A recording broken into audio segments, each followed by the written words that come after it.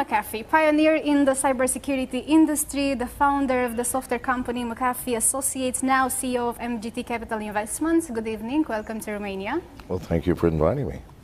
Mr. McAfee, there are all these debates and headlines in today's media about cybersecurity, hacks, information security, and so on. So, before diving into our discussions, how would you describe the sense of security in the digital world in 2017? How would I describe the sense of security? Well, we have none. There is no security whatsoever. I think this is the problem that cybersecurity professionals like myself face every day. I see people walking around, everyone has their phones out. While you are watching your phone is watching you. This is just a fact of life. The operating system is designed specifically to watch you, listen to you, find out where you are in order to help you. It needs to know who your friends are.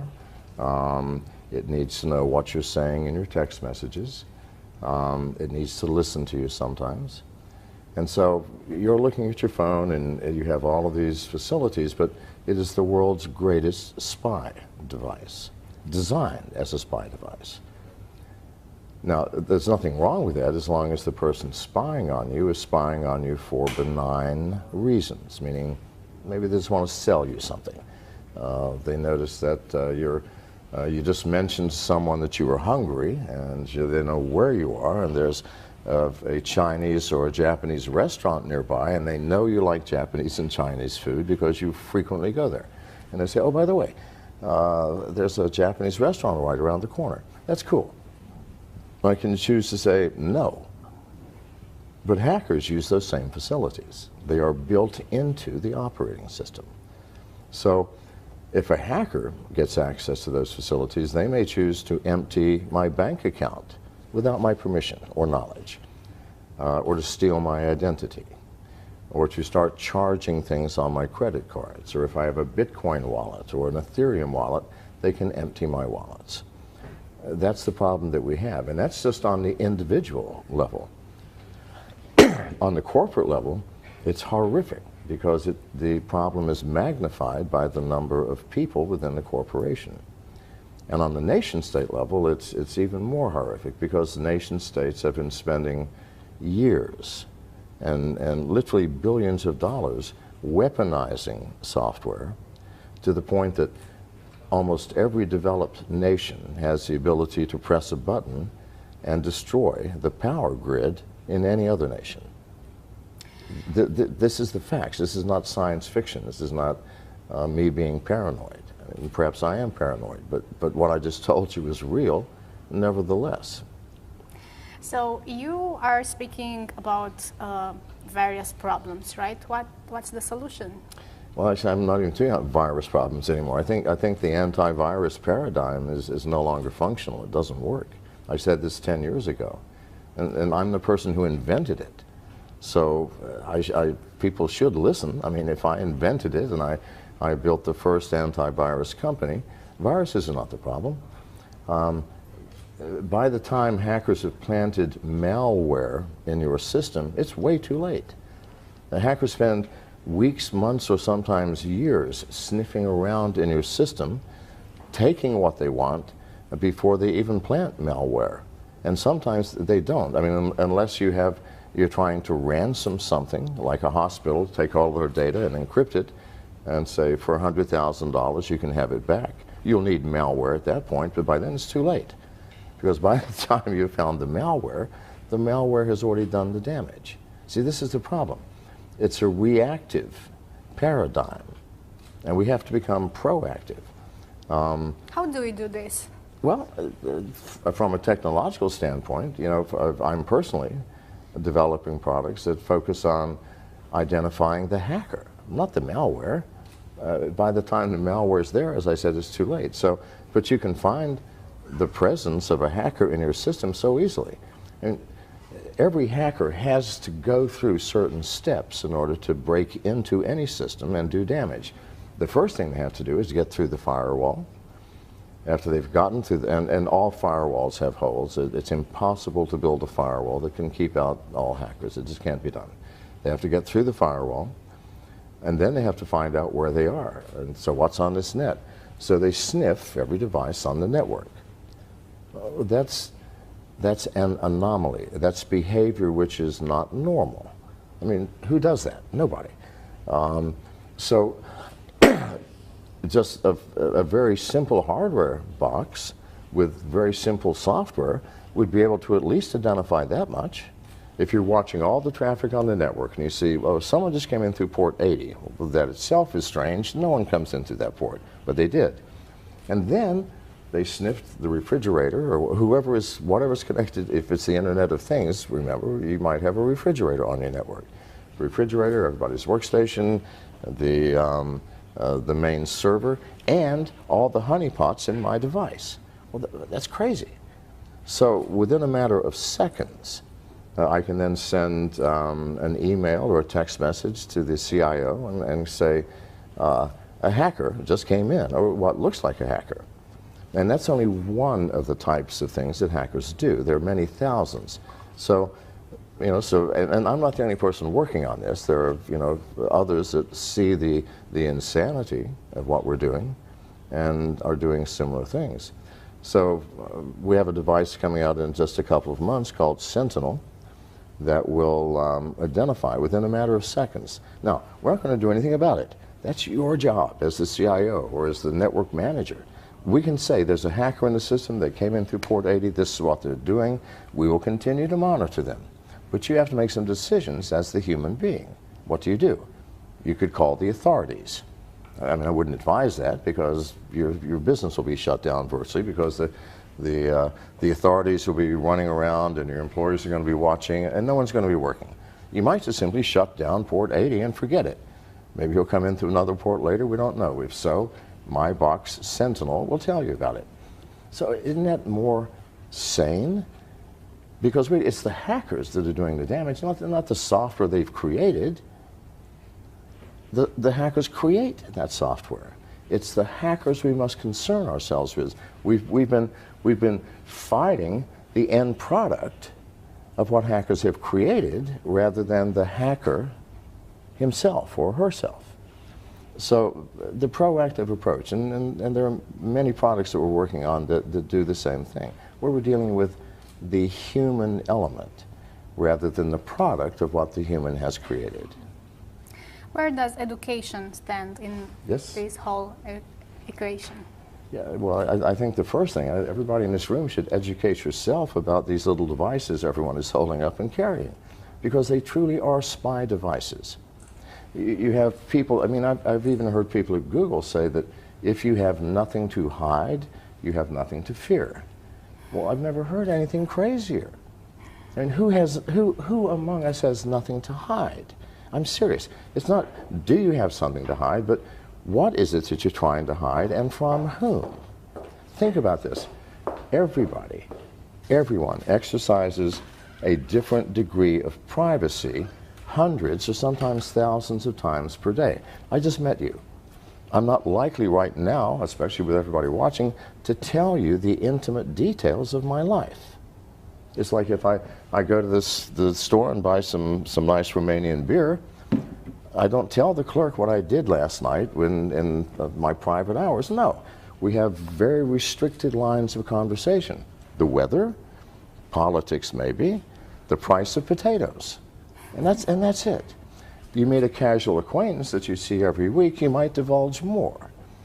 Maybe you have a health problem you want to talk to him about. A good friend, you might divulge almost everything.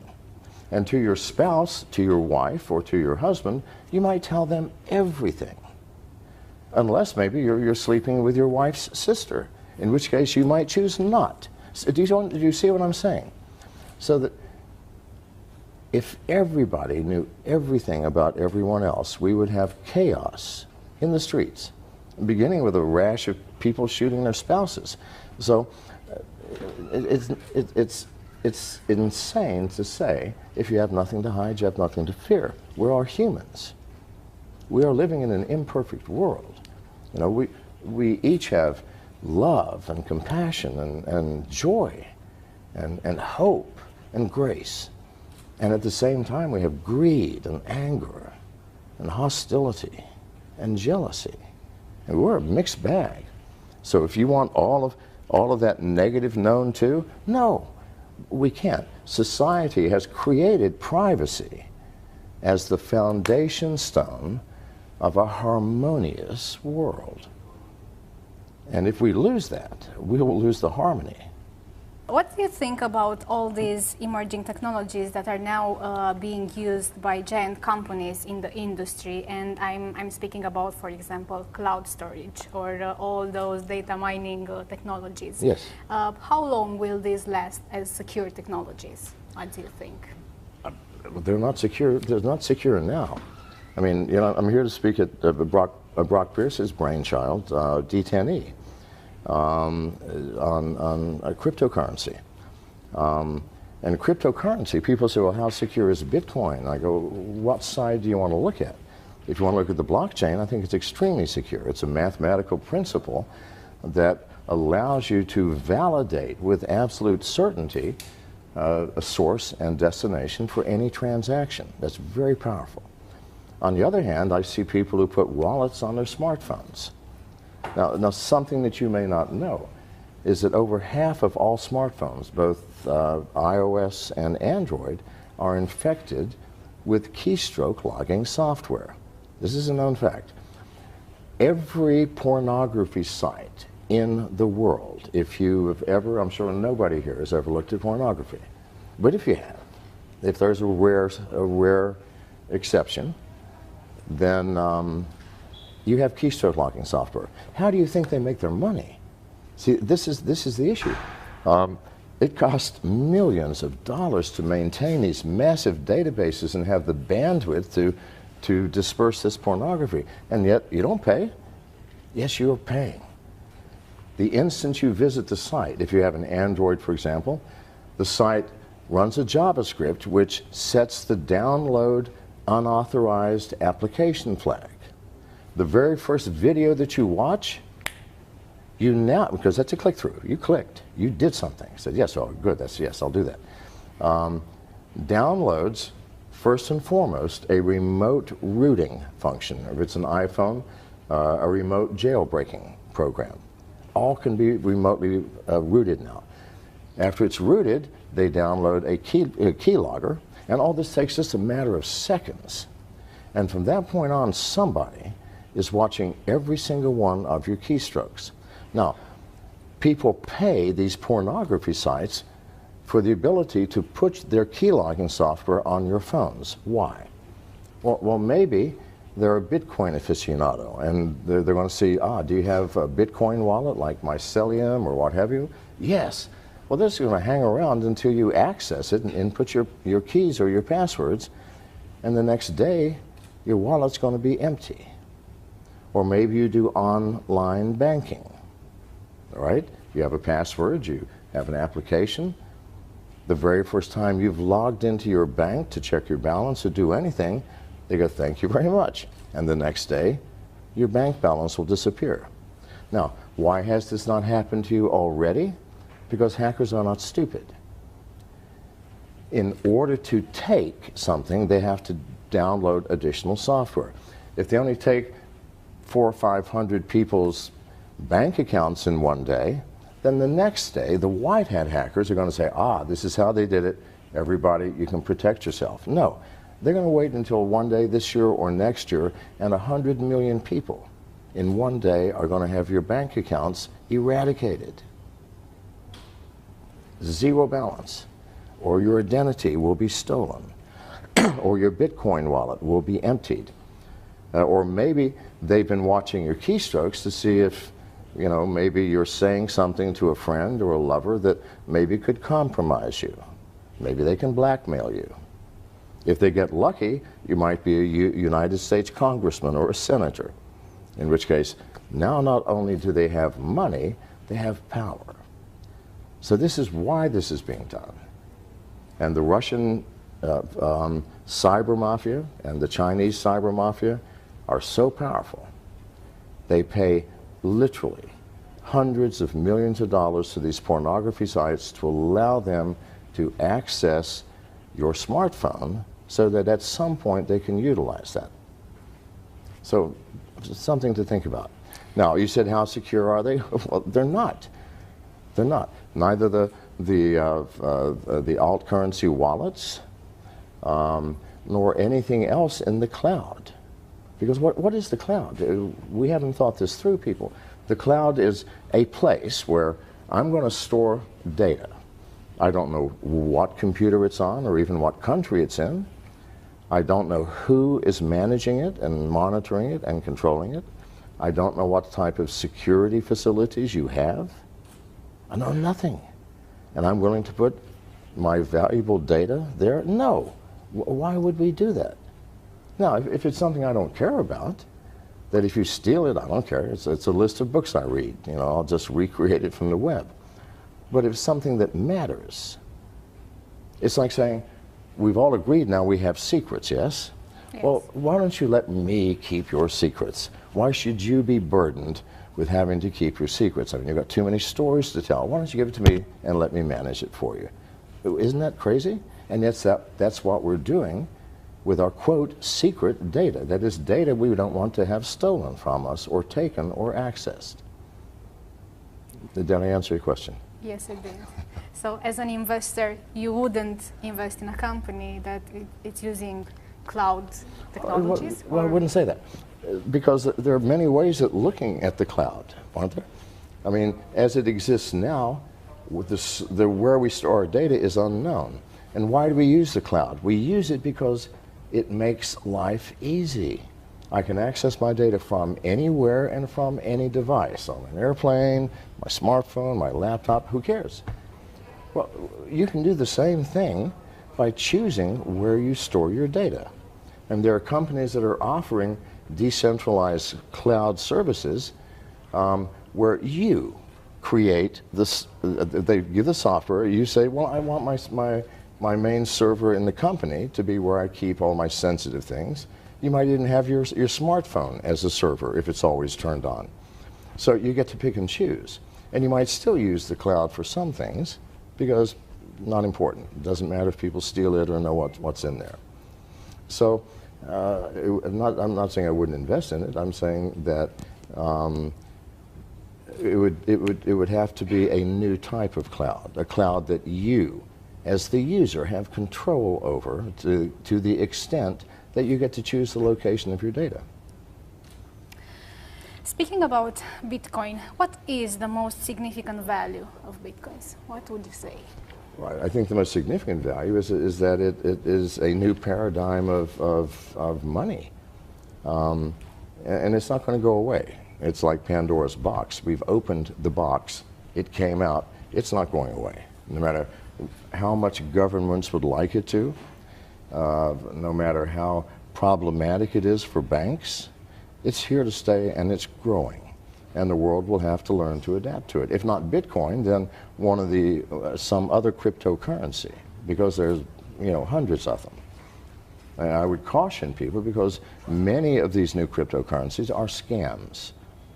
People who say, oh God, there's a lot of money to be made, let's create our own currency and name it whatever, the McAfee coin.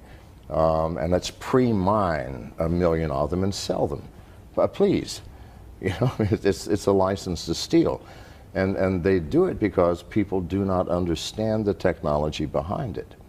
And here's some other advice. If you are going to become involved in any kind of cryptocurrency, Bitcoin or Ethereum or Monero or whatever, you need to educate yourself.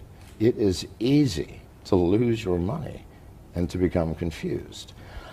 So, and these are problems that will fix themselves. The simplicity, it's difficult now because it's a new technology and we don't have the facilities to keep you as the owner of the money from hurting yourself through lack of education. We can build software to take that away. It'll just take time. A year, 2 years, 3 years, that problem will go away. But banks, governments, people who collect taxes from income, it's a problem they're going to have to deal with. In one of your previous talks, you said that there are two ways of losing Bitcoin, through stupidity and hacking. Could you please elaborate on these two aspects? Through stupidity? Stupidity and hacking. I don't use that word stupidity very much. I can't Well, believe you I said did. that, but I did. Fair enough. Okay. But then I must have been talking about myself, because I've lost lots playing around with cryptocurrencies, because I'm trying to find what the problems are. You know, I let people hack me. I published my personal phone number in Business Insider magazine last year. And my wife is here. She can tell you that for weeks the phone rang nonstop 24 hours a day. However, every hacker in the world has my number now. They also have my email address. Please, try and hack me. It's not a challenge. I want to see what you're doing. I want to see the newest tech. I want to see the newest technology in data theft. And for a hacker, it's a badge of honor to be able to hack a leading cybersecurity figure, well, like myself, for example. So that's what happens. People get into my phone. My phone has more malware on it than the entire library of Kaspersky Laboratories, because I invite everybody in. And now I've lost your original question. It had to do with stupidity and hacking. And hacking, yes. So it is. Stupidity meaning we blindly walk into things without thinking, like Bitcoin. You know, you should always, at least for the next year or so, find someone who's already doing it that can advise you, who already has a wallet and can tell you what's the best wallet, who can tell you how to store your money offline. It takes education, and it takes a little time. And again, the stupidity part, you know, mostly me. I get tired. I also do exchanges between Bitcoin and Ethereum and Monero, all of the alt currencies. Why? Because I'm looking to buy a company that's already doing that, and I need to understand that technology. Well, you know, I've lost thousands of dollars, mostly through my own stupidity. You know, I get tired, and when you transfer one alt currency into another, you have to have an intermediary wallet. So you have the source wallet, the intermediary wallet, and the end wallet. It's easy to get those things confused if you're doing it a lot. So that is stupidity again. Is there any way to secure your Bitcoins once you've earned them? Yeah, absolutely. I think mine are secure. But the only way to do it is offline. I mean, you can buy devices. My favorite one is Trezor, Trezor, and the reason is because your seed keys. When you first create a wallet, it gives you a thing called seed keys. It's a list of words, random words: car, shoelace, dog, cow, whatever. And these are your seed keys, randomly generated to the point that there's no way anybody could ever guess them in the right order. Now, the ridiculousness of wallets, keep in mind that if you've been to a pornography site, someone's watching you anyway. As soon as you install the wallet, it shows you what your seed keys are, asks you to input them so that you got it correct. Well, you just gave up your wallet to any hacker who wants access to it. What's nice about the Trezor device, and by the way, I have nothing to do with Trezor. I'm not promoting it for sale. Nothing. I just use it. Is it has a tiny little screen that shows you the seed keys on this screen, not your smartphone, not your laptop, not your desktop, but on that device. So no hacker can access them. And then once you've put your Bitcoins into the wallet, unplug it, bury it in the backyard, hide it under your mattress, whatever you want to do with it, like it was real cash. So, but to keep the wallet on any intelligent device, whether it's your laptop, your desktop, or any mobile device, that's insane. It will get stolen. In terms of cybersecurity technologies, what's your bet for the future? What do you think it will be the technology of the future? It'll have to be the technology that looks for the human element, that looks for the hacker rather than the malware that the hacker creates. That's the only way you can do this. Because hackers have to interface, they have to act, they have to do something in order to hack you. And it takes many weeks or sometimes many months for them to do that. And if you can identify the hacker right up front and shut the hacker down, then they're going to go look for easier prey. All of our security in the future will have to include that aspect of security, the hacker mindset and the hacker methodology. You speak a lot about hackers. Let's suppose that I am a tech company. How do I deal with them? How should I approach this relationship with hackers in general? Should I work with them? Should I? Yes, hire them. I keep saying it to everybody. If you don't have hackers on your team, then you're lost. If I'm designing a bank vault, wouldn't I want to hire the greatest safe cracker in the world? Someone who can break into bank vaults? I want to hire that man, because if I don't, then he's going to break into my safe. This is just a fact of life. So we have to work with them and cooperate with them. We have to stop thinking that all hacking is bad, because a hacker is nothing more than a person who understands every single aspect of computer technology, from the hardware all the way up to the highest level software, and loves doing that, loves living in that field, lives, eats, and breathes that. Now you can't create a hacker. You can't send someone to Harvard or to Stanford University and create a hacker. No, that's not possible. You can create a good computer scientist, but that's not the man or woman that you want to save you from hacking. You have to get the hackers involved. I hire nothing but hackers. My friends are all hackers. You know, I want to know the hacker mindset, else I cannot help you. I can't do anything to create products or services to keep you secure if I don't understand my enemy. And just because they're hackers does not mean they have to be the enemy. Okay. There are white hackers as well. Yes, absolutely.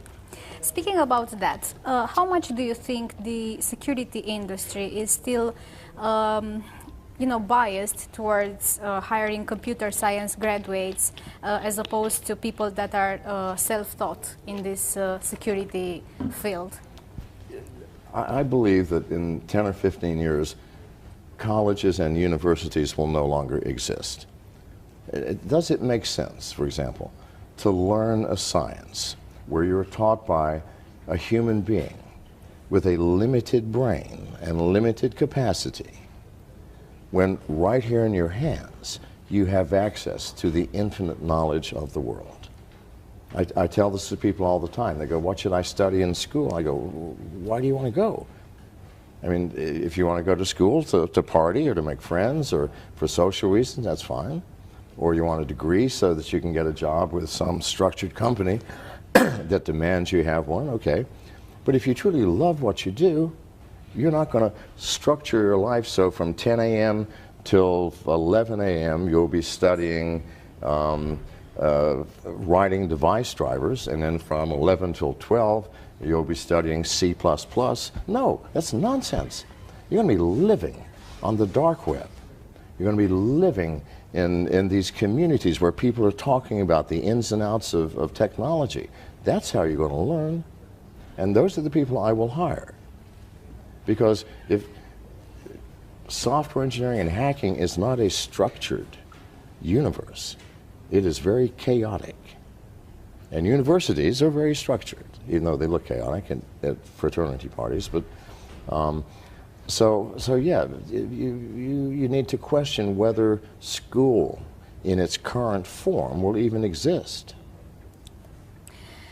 From MGT Capital Investments point of view, what are you looking at exactly when deciding if you will invest or not in a tech company? Well, recently we've been investing mostly in ourselves because we have such a team of hackers, and you know, while I'm off, you know, looking for possible new acquisitions, they're back creating things, you know, and when I get back, there'll be something else they will have created. And that's how we came out with the Sentinel product and a whole bunch of other products. So, you know, even in my world of investing and creating cybersecurity products, There are no rules. The world is changing rapidly.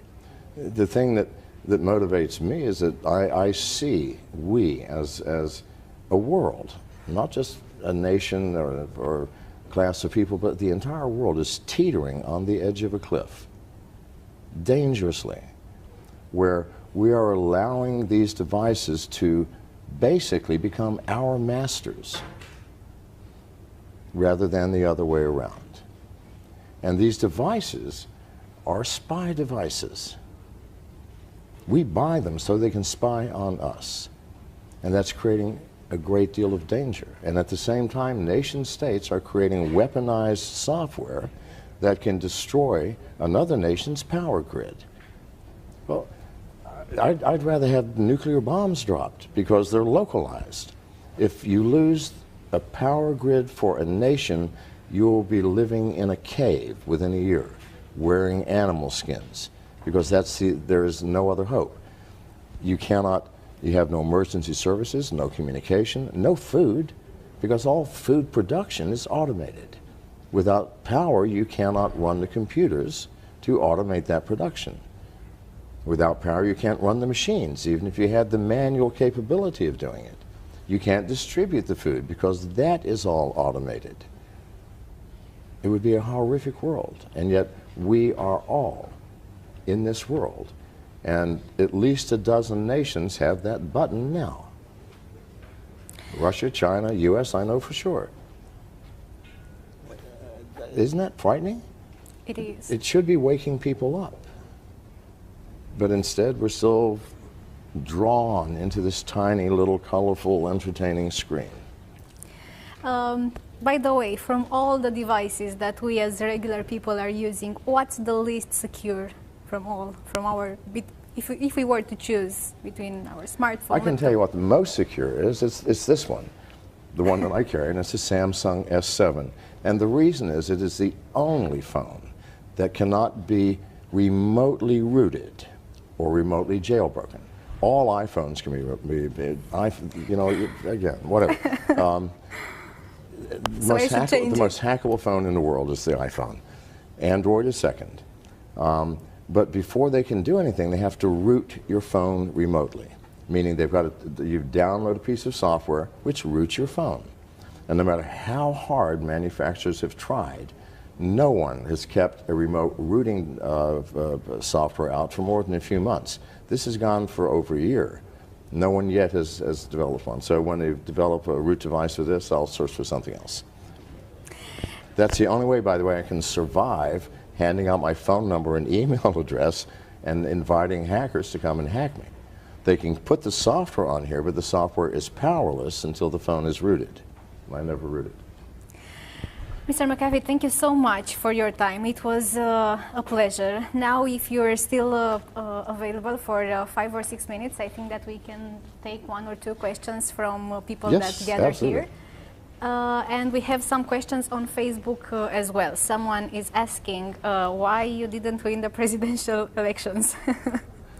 Well, I had no intention of winning it. I mean, please, anybody who's Googled me will know that I can never be the U.S. president. Well, okay, now, but let's get real. Let's get real. I'm smart enough to know that, and so were all the people on my campaign. However, what did it do? It allowed me to have a national platform to stand on, to tell people what I've just told you. Cybersecurity is our biggest risk. We're teetering on a cliff. If any of you have children, you'll understand what it means to want to leave the world in a better place than you found it. Well, we're about to leave a disaster to our children. I don't want that. No parent wants that. So it gave me a national stage, and especially me being John McAfee, expected me to do something crazy, which I tried to do as often as possible. People listen. But no, why I didn't win, there's no way I could have won. Ask that person what drugs they're on for even asking that question. I'm joking. Okay. I know. We have one question there.